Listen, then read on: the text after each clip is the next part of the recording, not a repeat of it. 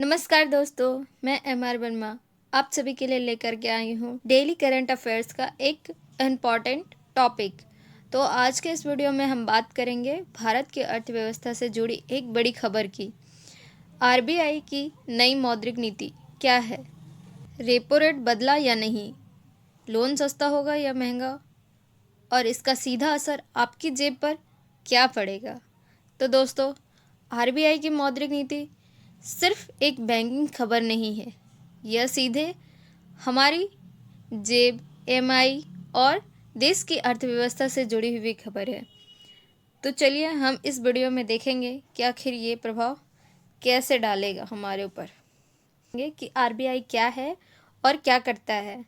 तो आरबीआई यानी reserve bank of India, मतलब भारतीय रिजर्व बैंक, जिसकी स्थापना 1935 में हुई थी।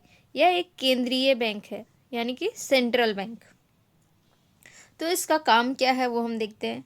देश में मुद्रा जारी करना, बैंकों को नियंत्रित करना, महंगाई यानी कि इन्फ्लेशन को कंट्रोल करके रखना और आर्थिक स्थिरता बनाए रखना। देश में ज़्यादा महंगाई ना हो, मुद्रास्फीति ज़्यादा बढ़ती ना जाए, ये सबको कंट्रोल कौन करता है? तो आरबीआई करता है। आरबीआई जो है वो टाइम टू टाइम क्या करता है? मॉनेटरी पॉलिसी कमेटी का बैठक करता है, जिसका सदस्य 6 होते हैं। यह जो है रेपो रेट तय करता है।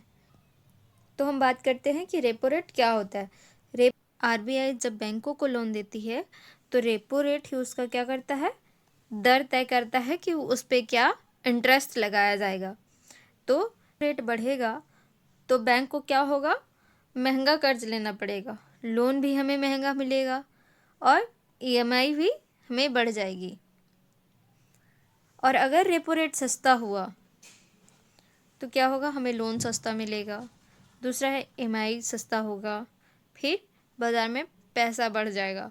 तो उसी से क्या होता है? इन्फ्लेशन, थोड़ा मुद्रास्फीति कम होती है, जिससे क्या है, मार्केट में जो सामान उपलब्ध होता है वो कम प्राइस पे होता है। तो इस बार मौद्रिक नीति का क्या फैसला हुआ है वो देखते हैं।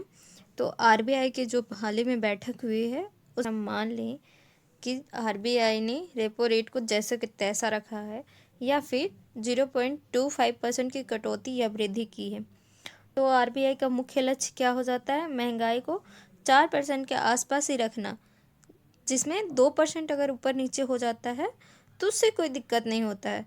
तो अगर महंगाई ज़्यादा होता है तो रेपो रेट को बढ़ाया जाएगा, और अगर अर्थव्यवस्था धीमी होती है तो रेपो रेट को घटाया जाता है। ठीक है। महंगाई और जीडीपी पर रेपो रेट का क्या असर पड़ता है?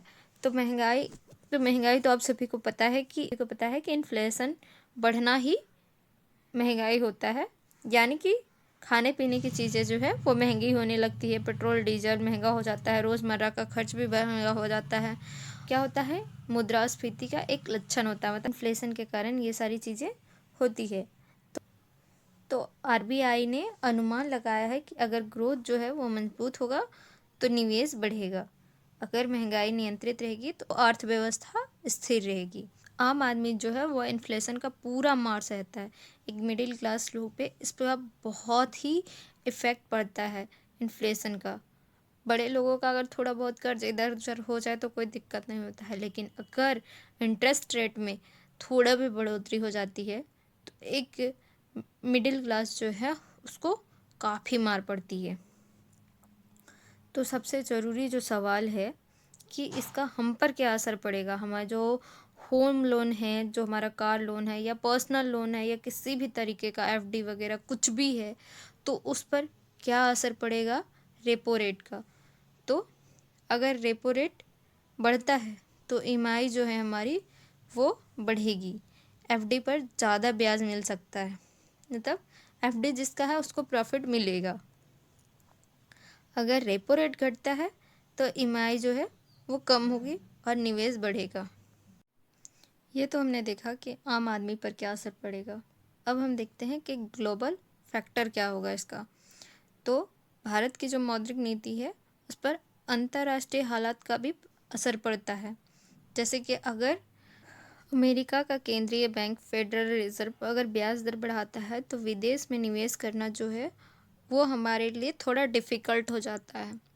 तो हम जो निवेश करना चाहेंगे इंटरनेशनल किसी भी जगह पे, अमेरिका में ही अगर करना चाहेंगे, तो हमें जो लोन है वो महंगा मिलेगा, जिससे कि क्या होगा, हमारे लिए थोड़ी मुश्किल आएगी। अगर कच्चे तेल की कीमत बढ़ जाती है, तो कच्चे तेल हम बाहर से आयात करते हैं, तो हमें उसका पेमेंट भी अधिक रुपयों में करना पड़ेगा। उससे भी हमारा जो मुद्रा इन्फ्लेशन है वो बढ़ेगा। फिर अगर विश्व युद्ध और तनाव आ जाता है, तब भी हमारा जो मौद्रिक नीति है वो गड़बड़ हो जाएगा। डॉलर अगर मजबूत हो जाता है, हमारा रुपया अगर गिरने लगता है, तो हमें अधिक रुपया पे करना पड़ेगा।